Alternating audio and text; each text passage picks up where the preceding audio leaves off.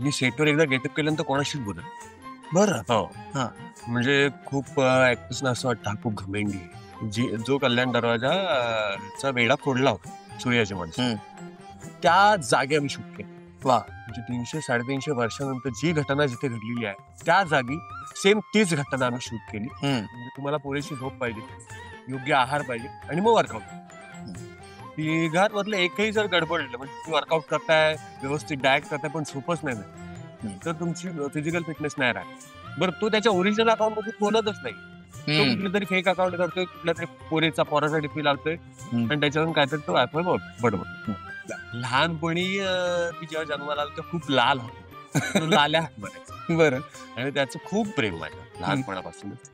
त्यामुळे तेव्हा 24-24 तास म्हणजे 6 दिवस तर मी सलग शूट केलं होतं. कॉफी प्यायचो आणि कॉफी प्यायल्यानंतर झोप बीप काय येत नाही.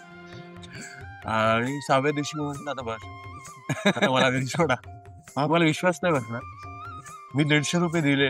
₹150 त्या चॅरिटी, ते ऑटो जनरेटर, ऑटो डिडक्ट, ते ₹150 मी पाठवले. दुसऱ्या क्षणाला ₹1,50,000 अकाउंट मध्ये.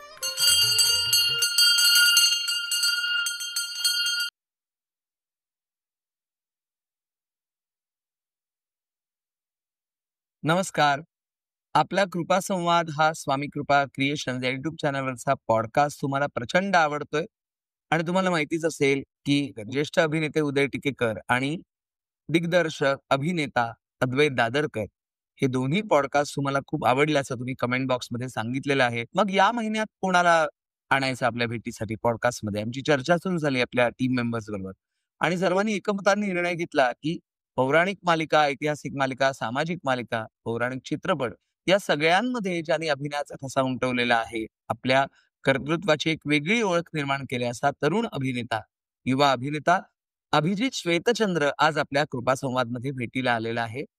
आणि मग पौराणिक मालिकांमध्ये, ऐतिहासिक मालिकांमध्ये काम करताना देहबोली कशी वेगळी असते, त्या भूमिकांचा तुमच्या वैयक्तिक आयुष्यावर काय परिणाम होतो, कसा प्रभाव पडतो, इथपासून ते सामाजिक बांधिलकी कलाकारांनी कशी जपली पाहिजे, त्याचप्रमाणे फिटनेस किती महत्वाचं आहे या दगदगीच्या शेड्यूलमध्ये, स्वतःचं आरोग्य किती महत्वाचं आहे, आध्यात्मिक अनुभूती म्हणजे काय, हे सुद्धा तुम्हाला या पॉडकास्टमध्ये बघायला मिळणार आहे. तेव्हा मित्रांनो, नक्की बघा. सुप्रसिद्ध अभिनेता अभिजित श्वेतचंद्र याच्याशी कृपा संवादमध्ये साधलेला हा सुसंवाद. अभिजित, नमस्कार आणि स्वामी कृपा क्रिएशन्स तर्फे तुला शुभेच्छा. श्री स्वामी समर्थ. नमस्कार, रामकृष्ण हरी, जय शिवराय. रामकृष्ण हरी. अभिजित, मुळात आत्ता तू इथे आलास, ट्रेनचा प्रवास करत तू इथे आलेला आहेस आणि कार, टॅक्सी हे सगळं बाजूला ठेवून तू ट्रेनचा प्रवास आज किती दिवसांनी केलायस? मला वाटतं वर्ष झालं असेल, कारण सध्या मी जी सिरियल करतोय ती कोल्हापूरमध्ये शूट असल्यामुळे ट्रेनचा प्रवास होत नाही. त्यामुळे खूप दिवसांनी ट्रेनचा प्रवास करताना मुंबईमध्ये आल्यासारखं वाटलं. बर. पण मला असं वाटतं की म्हणजे मी सिरियलला मुंबईमध्ये पण जेव्हा शूट असतं तेव्हा ट्रेनने जातोय, बसने जातोय की मेट्रोने जातोय याचा विचार न करता वेळेत कसं पोहोचेल क्या याचा बात है. विचार करतो.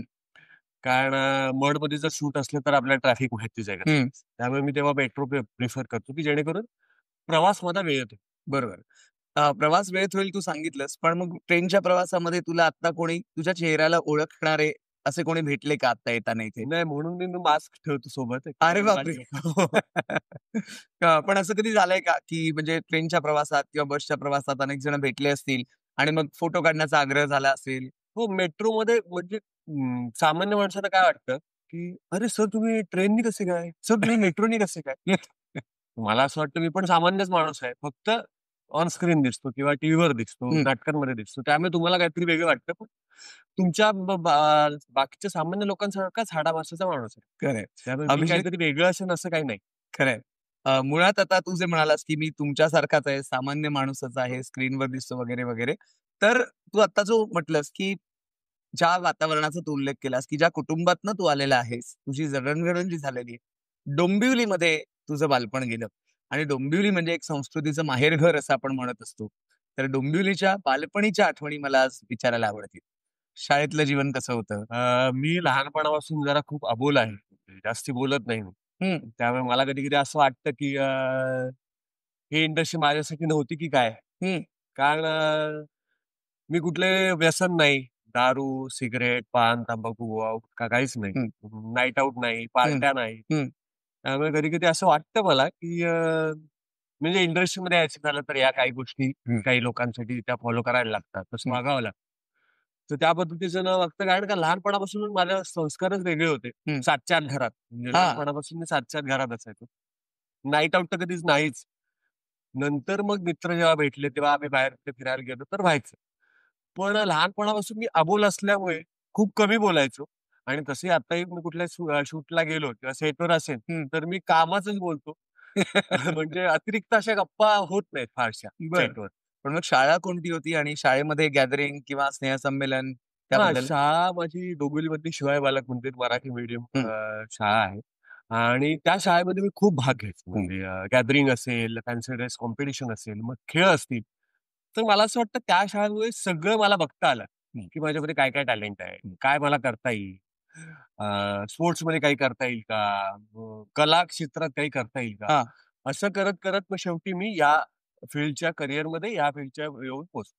तू आता फॅन्सी ड्रेसचा विषय इथे काढलास आणि तू ज्या आता भूमिका करतोयस, अनेक ऐतिहासिक चित्रपटातनं आम्ही तुला बघितलंय, अनेक पौराणिक मालिकातनं बघितलंय. शाळेमध्ये असताना फॅन्सी ड्रेसला किंवा एखाद्या शोभायात्रेला असं अशी कुठली पौराणिक व्यक्तिरेखा तू समोर आला होतास का घेऊन? मला आठवतंय, म्हणजे माझा लहानपणीचा एकच फोटो आहे. हां. आणि त्याच्यामध्ये मी गणपती झालेलो आहे.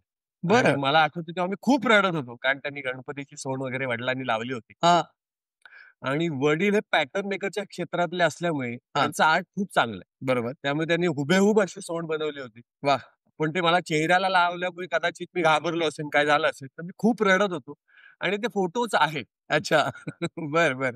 पण मग नंतर ऐतिहासिक व्यक्तिरेखा कधी शालेय रंगमंचावर सादर केल्या होत्यास? त्याच्यानंतर छत्रपती शिवाजी महाराजांची भूमिका मी केली होती एका नाटकामध्ये. हं. असे बरेच लहानपणी रोल केले होते. पण कॉलेजमध्ये गेल्यानंतर बी-एससी घेतलं होतं मी, सायन्स घेतलं होतं आणि सायन्समध्ये काहीतरी करायचा असा डोक्यात विचार होता. हां.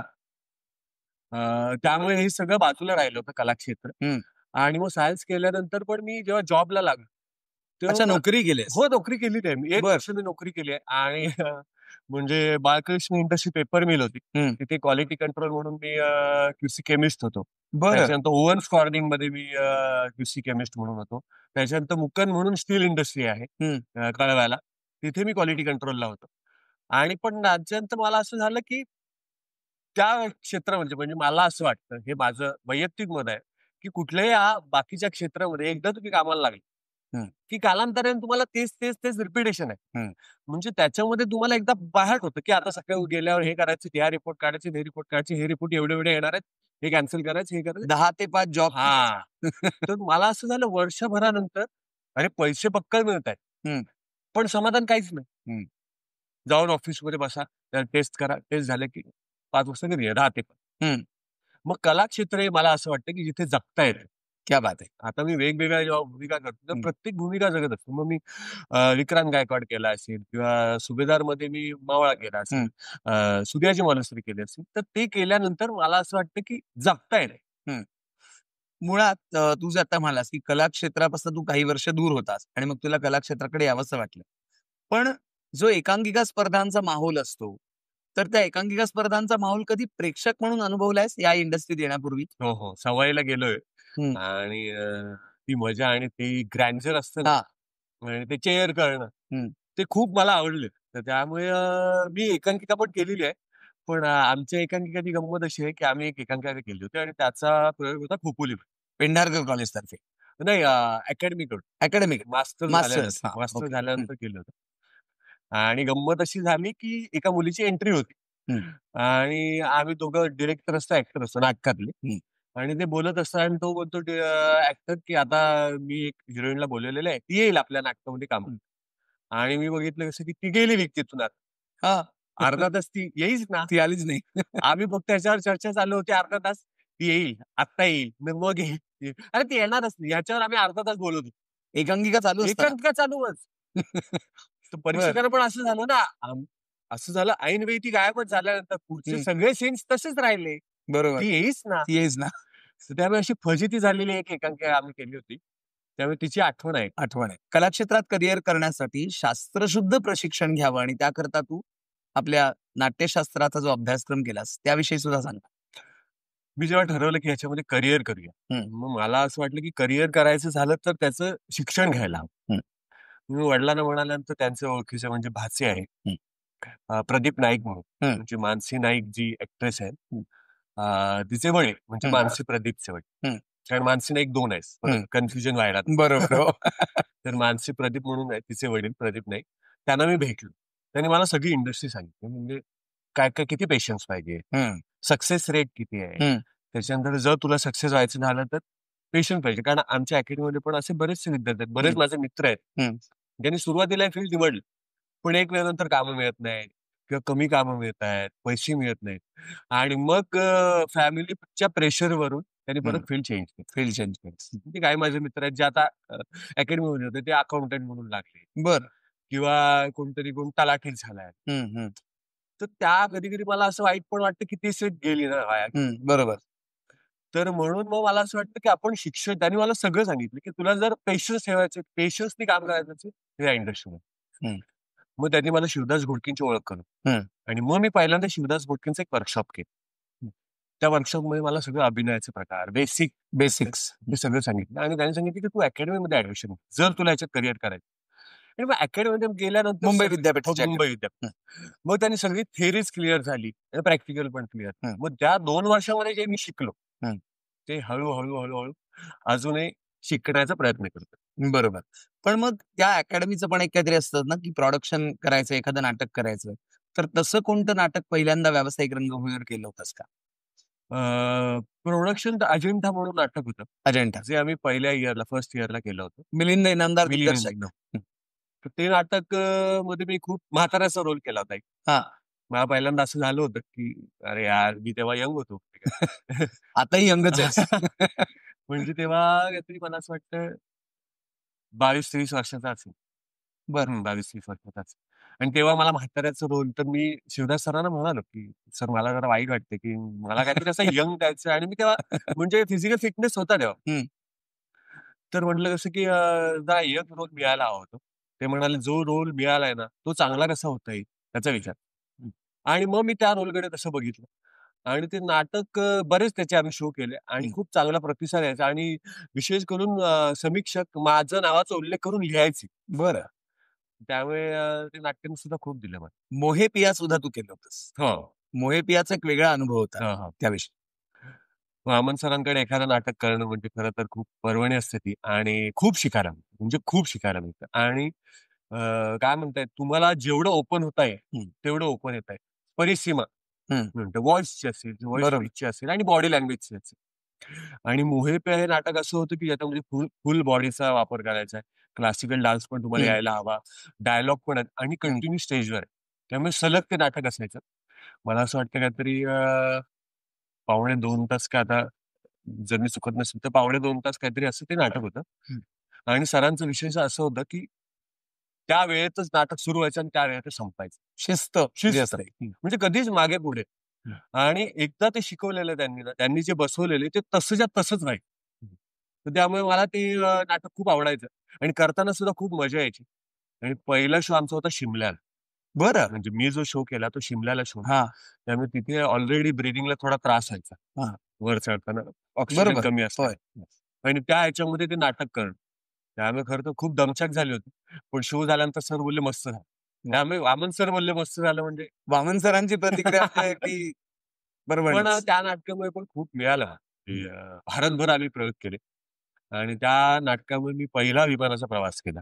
बरं. आणि जेवढे शो केले आम्ही भारतभर, तर प्रत्येक शो विमानाचा प्रवास. त्यामुळे मजा यायची ते नाटक करायला. म्हणजे बघ की नाटकात काम करायला लागून पहिला विमान प्रवास करायला मिळणार हे खूपच म्हणजे भाग्याचं आहे. खरंय. आणि त्यात लीड करणं, आणि तेवढी एनर्जी लावणं. कारण जेव्हा रिस्पॉन्सिबिलिटी येईल तेव्हा आपण काहीतरी करू असं मला वाटतं. त्यामुळे ती रिस्पॉन्सिबिलिटी आली मला की नाही, हे करायचं काय, तुला काही करू. कारण त्या बॉडी मुवमेंट एवढं होतं, तर खूप म्हणजे 5 किलो वेट लॉस होणार. अच्छा. हो. आणि मोहे पियाचे किती प्रयोग झाले? मी काहीतरी मला असं वाटतं 15 एक केले असते. 15. मोहे पियाबद्दल तू आता सांगितलंस. आणखीन काही नाटकांबद्दल, अजिंठाबद्दल सांगितलंस. कॅमेऱ्याला पहिल्यांदा फेस कधी केलंस?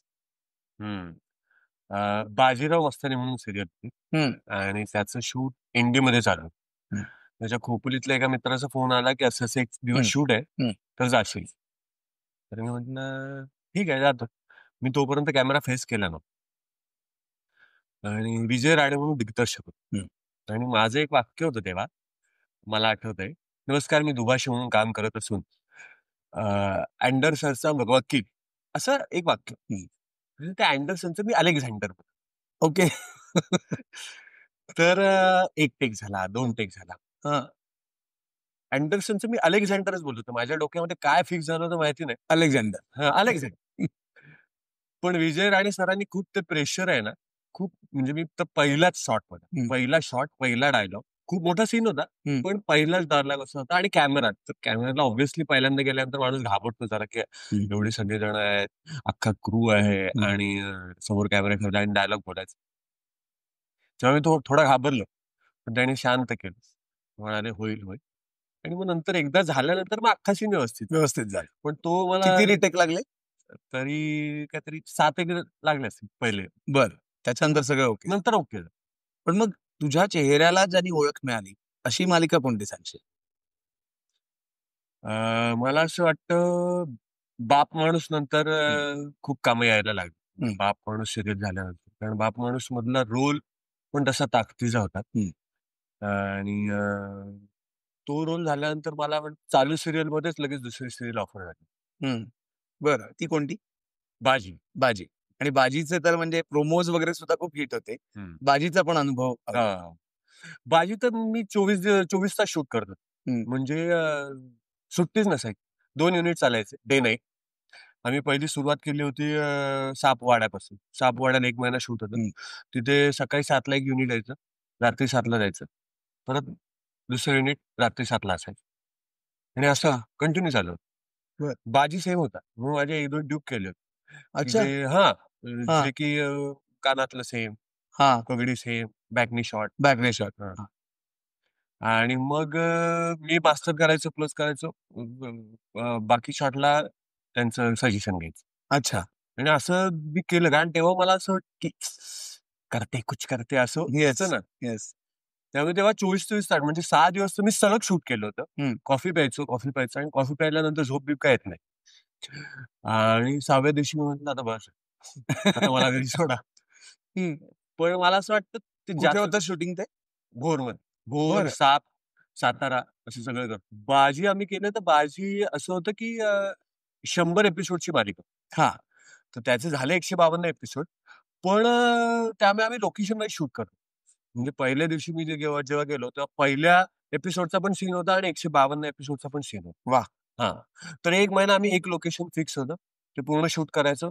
दुसऱ्या महिन्यात दुसरे लोकेशन. असं करत आम्ही 7 एक महिने काहीतरी शूट केलं. पण संतोष कोल्हे सरांनी ती सिरियल एवढ्या ग्रँडच्या पद्धतीने केली होती. खूप वेळ घेऊन आणि खूप लाईट्स आणि मस्त. त्यामुळे ते पण करायला खूप मजा आली. खरं. अभिजित, तू ज्या मालिका केलेल्या आहेस त्याच्यामध्ये पौराणिक मालिकांचा पण तुझ्या आयुष्यात खूप महत्वाचा वाटा आहे. गणपती बाप्पा मोरया असेल, आई तुळजाभवानी असेल. तर जेव्हा आपण पौराणिक व्यक्तिरेखा करतो, तर त्यावेळेला काही वेगळा अभ्यास करावा लागतो किंवा आपल्या जीवनशैलीत त्याचा काही वेगळा बदल करावा लागतो आपल्याला? मला खूप जण असं विचारतात की आता मी फिल्म्स जेव्हा आपण करतो ना, की ह्याच्यासाठी तुला काय जबाबदारी घ्यायला. तुम्ही मगाशी म्हटलं तसं जबाबदारी मला म्हणजे काय म्हणतात त्याचं प्रेशर काय आहे. एखादा सिगरेट पिणारा असेल तर पौराणिक जेव्हा आम्ही मालिका करतो तेव्हा एखादा असतो ऍक्टर, मग तो गपचूप कुठेतरी जाऊन बघतो की तिथे कानोसा घेऊन. कारण त्याचं प्रेशर असतं ना त्याला. बरोबर. पण त्याचं प्रेशर मला जाणवतच नाही, कारण मी कधीच तुम्हाला सिगरेट ओढताना दिसणार नाही, पान खाताना दिसणार नाही, दारू पिताना दिसणार नाही. त्यामुळे ती भूमिका करतोय, मग असं करतोय असं ऑब्व्हियसली प्रेक्षक बोलतात. तर त्यामुळे त्याचं प्रेशरच मला आहे. आणि राहायला आहे की अभ्यास करावा लागतो, म्हणजे भाषेचा अभ्यास करायला लागतो. दुसरी गोष्ट मला असं वाटतं पौराणिक आणि ह्या ज्या गेटअपच्या सिरियल्स असतात त्या कॅरी करणं खूप महत्वाचं असतं. 16 तास. आता मी आई तुळजाभवानी करतो, तिथे मला विग आहे आणि त्या विगवर फेटा असतो. मग त्या विगवर परत अख्खा फेटा बांधायचा, म्हणजे डोकं असं उठतं ना. खरंय. तर त्याच्यात खूप पेशन्स आणि कळलं, त्यामुळे खूप ऍक्टर्सना तयार नाही होत अशा सिरियल्स करायला. कारण त्यांना माहिती आहे की बाबा खूप हेक्टिक आहे. हेक्टिक होतं, म्हणजे अभिनयापेक्षा ते करणं हेक्टिक होतं. तो मेकअप कॅरी करणं. ना कॅरी करणं म्हणजे हं. 16 तास तुम्ही नॉर्मल गेटअप मध्ये आपण शर्ट पॅन्ट मध्ये राहू शकतो, बरोबर. काय वाटत नाही. पण तुम्हाला गेट आहे, ज्वेलरी आहे, हेवी कपडे आहे आणि त्याच्यामध्ये फेटा आहे, दाढी मिशी आहे, सगळं कानाने सगळंच आहे ना. तर ते सगळं कॅरी करणं खूप हेक्टिक. पण मग देवदेवतांच्या भूमिका केल्यानंतर त्याचा वैयक्तिक आयुष्यावर काही वेगळा प्रभाव पडल्याचं जाणवले? हो, म्हणजे आता मी आई तुळजाभवानी करतो. तर मला असं वाटतं महादेवांचं मी खूप वाचलं म्हणजे वाचल्यानंतर महादेव काय आहेत? महादेवांना ऍक्च्युअल म्हणजे आदियोगी ते काय असतील, त्यांची पोझिशन कशी असेल, विचार कसे करत असतील, कसे राहत असतील. त्यामुळे तुम्ही विचाराल ना आमच्या सेटवर, मी सेटवर एकदा गेटअप केल्यानंतर कोणाशीच बोलत. बरं. हो. हां. म्हणजे खूप ऍक्टर्सना असं वाटतं हा खूप घमेंडी आहे, हा बोलतच नाही, एकदम गप्प असतो, त्याचा सीन करतो बाजूला. पण मला असं वाटतं त्या गेटअप मी खूप शांत झालो. अच्छा. हो, खूप शांत झालो. म्हणजे इंडस्ट्रीमध्ये आल्यानंतर शांत झालोच होतो. पण म्हणजे आधी शांत नव्हतास? आधी शांत होतो म्हणजे अबोल होतो. अबोल होतास. पण पेशन्स लेव्हल एक असते. सिरियल करायचं म्हणजे पेशन्स लेव्हल हवी. मला असं वाटतं. बरोबर. तर तो खूप शांत झाला. कारण सिरियलचं कसं असतं तुम्हाला रात्री कळतं उद्या शूट आहे.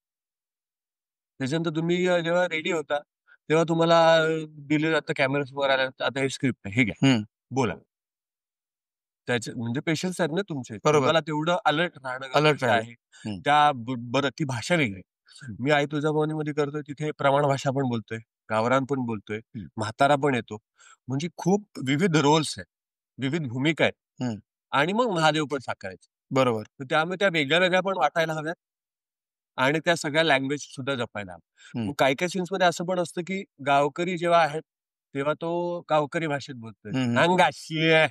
आणि जेव्हा परत गावकरी जातात, देवी समोर येतात, तेव्हा तो परत प्रमाण भाषेत बोलतो. बरं. तो switch on, switch off switch on, switch off. तर हे मला असं वाटतं एकतर मला असं वाटतं नाटक, सिरियल आणि सिनेमामध्ये सिरियल खूप कठीण आहे. अच्छा, मालिका कठीण वाटतात. हो. म्हणजे कारण? कठीण म्हणजे एक तर तुम्हाला स्वतः शूट करायचं. 14 तास तर असतंच. म्हणजे डेली. स्वतः ते सगळं सांभाळायचं.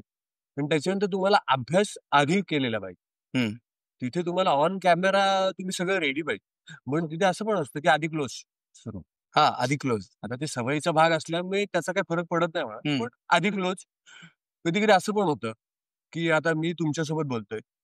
तुम्ही समोर आहात हे समजून डायलॉग मी बोलले. बरोबर. क्रोमवर आपण शूट करतोय. बरोबर? मी म्हटलं, "नमस्कार सर," असं बोललो आणि नंतर तुम्हाला कळलं जेव्हा एडिट होतं तेव्हा, की समोर तुम्ही नाहीच आहात. समोर याला उभा केला विक्रांत गायकवाड आणि मी जे डायलॉग तुम्हाला बघून बोललो होतो ते विक्रांत गायकवाडला बोललो. असं पण झालेलं. बरोबर. कळलं ना? म्हणजे मी तुमच्याशी बोलताना ज्या आदबीने बोलेन आणि ह्याच्याशी बोलताना ज्या आदबीने बोलेन ह्याच्यात फरक आहे की नाही? बरोबर. दोघांमध्ये मी ह्याच्याशी इझिली बोलेन. तुमच्याशी जरा सर आहेत अशा पद्धतीने बोलेन. ह्याच्यासोबत की बाबा मित्रत्वाच्या मित्रत्वाच्या नात्याने. तर तिथे काही होऊ शकतं सिरियल. त्यामुळे मला असं वाटतं ते कठीण आहे. त्यामुळे ते आपण खूप थिन लाईन जपायला लागते सिरियलमध्ये काम. फिल्ममध्ये कसं ऑलरेडी स्क्रिप्ट आलेली असते. तुम्हाला एक ग्राफ माहिती असते. इथे तुम्हाला माहितीच नाही उद्या तुम्ही काय म्हणता. कधी-कधी असं पण होतं, या सीनचा आजच्या दिवसाच्या सीनचा शेवट झालेला आहे काहीतरी, की आता आम्ही परत येऊ. पण नंतर पुढच्या सीनमध्ये असं होतं, की आपण परत येतच नाही. बरं. तर आता आम्ही परत येऊ, ह्याच्यामध्ये मग मी परत येणार नाही हे मेंटली ठेवायला पाहिजे मला. जर मी पुढच्या सीनमध्ये येणार नाही. बरोबर. पण ते तुम्हाला माहितीच नाहीये ना. माहितीच नाही. ते तुम्हाला जर माहितीच नाहीये पुढे काय होणार आहे. तर आता आम्ही परत येऊ, हे जे वाक्य तुम्हाला घ्यायचे झाले, ते अशा पद्धतीने घ्यायला लागेल. परत आलो तरी ठीक, नाही आलो तरी ठीक. अच्छा, तरी लागेल. राइट. कारण टी-आर-पी नुसार ठीक आहे त्यांची चूक नाही. टी-आर-पी नुसार त्या वीकला काय चालतंय. टी-आर-पी कसा आलाय त्यानुसार दुसरा वीक सुरू होतो. खरंय. टी-आर-पीचा जो मुद्दा तू सांगला त्याच मुद्द्याकडे मला यावंसं वाटतं, की मालिका सांगताना तुम्हाला एक अमुक पद्धतीने सांगितले जाते, की इतके महिने चालणार आहे वगैरे आणि मग कधी-कधी अचानकपणे मालिका बंद येण्याची वेळ येते किंवा मालिका अजून 300 भाग पण चालते. काही होऊ शकतं पॉझिटिव्ह, निगेटिव्ह. तर तसा काही अनुभव तुझ्या बाबतीत आलाय? सुदैवाने तसा काही अनुभव नाही, की जी मालिका लवकरच बंद झाली. म्हणजे खूप मालिका अशा आहेत. 70 एपिसोड, 30 एपिसोड अशा बंद झाल्या. तर मला कधी-कधी असं वाटतं ते चॅनलचं पण चुकीचं नाही, कारण चॅनल शेवटी कॉर्पोरेट आहे. त्यांना ते पण बाकीच्या सगळ्याच गोष्टी बघायच्या. त्यानुसार ते त्यांचे डिसिजन घेतात. प्रोड्युसरचं खूप नुकसान होतं कधी कधी, हम्म. पण त्यांना पण ते सहन करावं लागतं. पण ऑब्व्हियसली टीआरपी नुसार सगळं ठरत असल्यामुळे ना काही शाश्वतीच नाही ना. हम्म. कधी कधी तुम्हाला असं वाटतं काही सिरियल्स असतात त्या 100 एपिसोड मध्ये बंद होतील, पण त्या 2 वर्ष पण चालतात, हम्म. 3 वर्ष चालतात, 4 वर्ष. काही काही सिरियल असं वाटतं नाही ह्या 3 वर्ष चालतात, हम्म. त्या कधी 100 एपिसोड मध्ये पण बंद होतात. बंद. पौराणिक मालिकांबद्दल जसं बोलून झालं तसं ऐतिहासिक चित्रपट तू केलेले आहेस आणि दिग्पाल लांजेकर आणि तुझी जी केमिस्ट्री आहे त्याविषयी मला जाणून घ्यायला आवडेल. म्हणजे सुभेदार सारखा चित्रपट असेल किंवा आणखीन काही चित्रपट असतील, तर ऐतिहासिक चित्रपटांबद्दल आता आपण बोलूया. दिग्पाल सरांचा मला पहिल्यांदा फोन आला जेव्हा, तेव्हा मी खुश झालो, कारण दिग्पाल लांजेकर सोबत काम करायचं म्हणजे धन्य ना, की आता काहीतरी छान काम करायला प्रश्नच भेटलं नाही. असं. आणि खूप शिकायला पण मिळतं असं. तर पहिल्यांदाच मीटिंगला गेल्यानंतर त्याने एकदम बोलले, घरासारखं राहा, काय हे नको, रिलॅक्स राहा, रिलॅक्स. आणि त्याने अख्खी स्क्रिप्ट नरेट केली. तो कुठला चित्रपट होता पहिला? सुभेदार. सुभेदारच. त्याच्या आधी पण 2 चित्रपटांसाठी विचारलेलं त्यांनी, पण काय डेट्स हे Dates. झालं. आणि कधी कधी कसं असतं, सिरियल करत असता तुम्ही, हम्म. तर तुम्हाला बाहेर हे करायचं बोललं, लीड करत असलं तर ते करू नये देत. तिथे म्हणतात की फेस व्हॅल्यू असते, ते बरोबर. म्हणतात की ही सिरियल सोडून तू दुसरं काय करू शकतो. कारण असं कॉन्ट्रॅक्ट असतं. हो, असं कॉन्ट्रॅक्ट. कॉन्ट्रॅक्ट म्हणजे एकतर 25 दिवस तुमचं शूट लागणार, बरोबर. त्याच्यामुळे फिल्म्सला तुम्ही डेट देऊ शकत नाही. हम्म. आणि त्यात पण दुसरी सिरियल तुम्ही करू शकत नाहीच हम्म. एका खरं. चॅनलवर तुम्ही जेव्हा असता हो. तेव्हा, लीड म्हणून. पण फिल्म करताना मग त्यांना विचारायला लागतं. बरं, हम्म. त्यांना विचारल्यामुळे तुम्ही महिनाभर आधी सांगायला लागते त्यांना. हम्म. जर तुमचे 25 दिवस लागत असतील तर तर. ऑब्व्हियसली, जर तुमचे दिवस लागत नाहीत तर तुम्ही दुसरं काम घेऊ शकता. बरोबर. पण ते पण त्यांना विचारून, की बाबा मी आता दुसरं काम घेतोय, माझे इथे दिवस लागत नाही, तर तुम्ही दुसरं काम घेऊ शकता. त्यामुळे त्या काही गोष्टी झाल्या नाही. पण सुभेदारच्या वेळेला खूप, मला असं वाटतं 6-7 महिने आधीच त्यांनी सांगितलेलं अशीच एक फिल्म करतोय आणि ह्या सप्टेंबरमध्ये काहीतरी डेट्स लागतील. त्यांनी पहिल्यांदा गेलं, त्यांनी पहिल्यांदा स्क्रिप्ट नॅरेट केली आणि त्या स्क्रिप्ट नॅरेशनलाच रडलो. हम्म. खूप रडायला आलं. कारण ते नॅरेशन इतकं भयानक करतात की अख्खा चित्रपट उभा राहतो डोळ्यासमोर. खरं. आणि मग त्याच्यानंतर सुरू झालं. मग वर्कशॉप सुरू झाल्या. मग सगळं मला प्रशिक्षण दिलं. आता घोडेस्वारी मला माहित होती म्हणा, किंवा मी बाजीमध्ये केलं होतं. पण स्वॉर्ड फायटिंग वगैरे ते सगळं तंत्रशुद्ध प्रशिक्षण तिथे मला मिळालं. वा. आणि मग शूट करताना पण ते अंगात यायचं हम्म. अक्षरशः. म्हणजे शेवटचा सीन आहे सुभेदार मधला, तेव्हा आम्ही त्या फोर्टवर शूट करत होतो आणि समोर असे सगळे मावळे धावत येत आहेत. हम्म. त्या अंगावर काटाच यायचा. आणि रात्रीचं पूर्ण थंडी होती पुण्यामध्ये, पीबीमध्ये आम्ही शूट करतो. हा.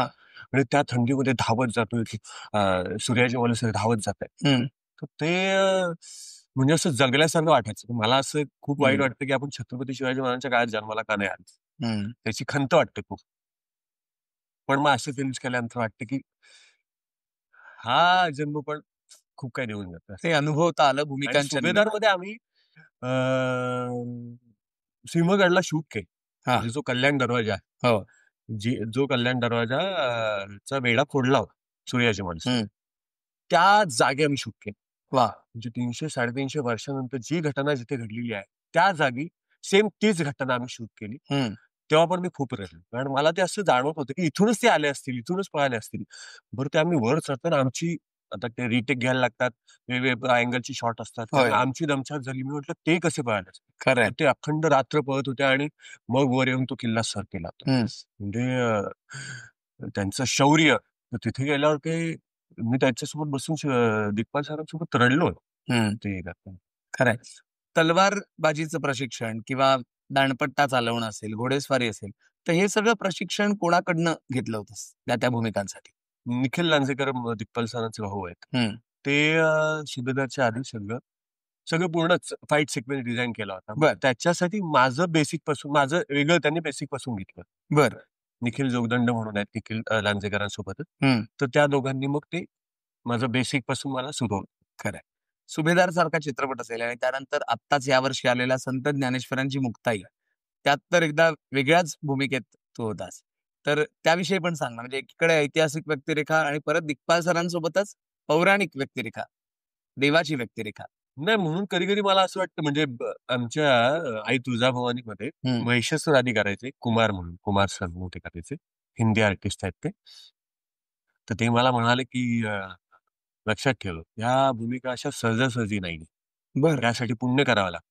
हा कारण महादेव साकारायला मिळणं हे पुण्यच आहे. म्हणजे काहीतरी मागच्या जन्मी किंवा काय पुण्य केलं असेल त्याचं हे फळ म्हणून महादेव साकारायला मिळेल. त्याच्यानंतर सुभेदार सारखी व्यक्तिरेखा आहे, सुभेदार मधली असेल. त्याच्यानंतर दिग्पाल सरांनी जेव्हा मला विचारलं विठ्ठल करशील का, मी असं झालो की अरे बी विठ्ठल. मी म्हटलं खरंच तुम्ही शुअर आहात? ते म्हटलं हो. मग नुकतेच झाले आणि नुकतेच झाल्यानंतर मला असं झालं म्हणजे अजूनही मला असं वाटतं मी कसं काय दिसलो विठ्ठलाच्या रूपामध्ये. कारण मला अजूनही विश्वास बसत नाही. कारण मी मावळाचा एक रांगडा मावळा आहे असं दिसू शकतं हे माहिती होतं. पण विठ्ठलाच्या रूपात दिसेन हे मला माहितीच नव्हतं. पण तो विचार त्यांचं जे विजन होतं ते विजन तर मला असं वाटलं अरे दिसू शकतो मी म्हणजे. आणि ते छान अपील पण झालं. सेटवर जेव्हा शूट करताना कळतं किंवा प्रेक्षकांच्या प्रतिक्रिया येतात तेव्हा कळतं की हा ते म्हणजे असं नाही वाटलं लोकांना ऑड अँड आउट नाही वाटलं की अपील झालं. तर त्यामुळे ते विठ्ठल साकारायला मिळणं सुद्धा एक खरंच खूप भाग्य आहे माझ्यासाठी. आणि त्याचे पण विठ्ठलांचे अवतार म्हणजे भगवंताचे 4 अवतार त्या संत ज्ञानेश्वरांच्या मुक्ताईमध्ये साकारले. दिग्पाल सरांच्या चित्रपटांच्या बाबतीत आणखीन एक सांगावंसं वाटतं की ते त्या चित्रपटाची जी प्रसिद्धी आहे ती पण अतिशय वेगळ्या प्रकारे करतात. म्हणजे सिंहगडावरती पत्रकारांना नेण्यात आलेलं होतं चित्रपटाच्या वेळेला. त्याचप्रमाणे आता आळंदीला संत ज्ञानेश्वरांच्या मुक्ताईच्या वेळेला जेव्हा तुझी आणि माझी पहिली भेट तिथे झाली, फोनवरती आपण अनेकदा बोललोय.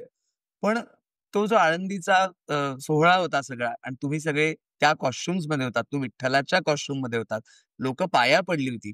तर तो जो अनुभव होता ना तो मला जाणून घ्यायला आवडेल. नाही मी तुम्हाला मगाशी म्हटलं तेच ना, कुठलाही जॉब करताना जे अनुभवता नाहीये ना ते इथे अनुभवायला म्हणजे सिंहगडावर प्रेस विचारच बघा ना काही आळंदीच्या मंदिरामध्ये तिथे प्रेस विचारच भव्य दिव्य आहे ना. खरंय. त्यामुळे ते अनुभवताना पण ना सुख वाटते मनाला. तुम्ही त्या कॉस्ट्युम मध्ये होतात हो ते विशेष. आणि त्यामुळे ते अंगावर येतं. आणि जेव्हा माऊली येऊन पाया पडत होत्या तेव्हा असं वाटत होतं की आपण आयुष्यामध्ये काय केलं. त्यामुळे मला असं वाटतं फिल्म अशा फिल्म्स खूप देऊन जातात. व्यक्तिरेखा खूप देऊन जातात. व्यक्तिरेखा खूप देऊन. नवे लक्ष हा तुझ्या जीवनातला एक वेगळाच टप्पा आहे. म्हणजे पौराणिक मालिका झाल्या, ऐतिहासिक मालिका झाल्या, चित्रपट झाले. नवे लक्ष मध्ये विक्रांत गायकवाड ही जी पोलिसांची व्यक्तिरेखा तू साकारलीस, तर काय विचार केलास नेमका? मला आठवतंय जेव्हा नवे लक्ष्याची मी ऑडिशन दिली. ऑडिशन दिल्यानंतर माझ्या बहिणीचं वाक्य होतं की अरे यार हा पोलीस जर सिलेक्ट नाही झाला तर मग म्हणजे मलाच त्या गेटअप मध्ये हे वाटायचं खूप भारी वाटायचं. म्हणजे सिरियल मधलं कधी विचारलं मला की आवडती व्यक्तिरेखा कुठली तर माझी नवे लक्ष्मी. कारण त्या सेटवर आम्ही एवढी धमाल केली. एक तर ते लाईव्ह शूटिंग असायचं म्हणजे सेट कुठलाही नसायचा. आम्ही ओवळाला ठाण्यामध्ये वेगवेगळ्या लाईव्ह लोकेशनला शूट करायचं. म्हणजे पब्लिक येते जाते तिथे शूट करायचं. तर ते लाईव्ह शूट असतं ना. लाईव्ह शूटची मजाच वेगळी. सेटमध्ये बॉक्स सेटमध्ये शूट करणं वेगळं आणि लाईव्ह सेटमध्ये शूट करणं.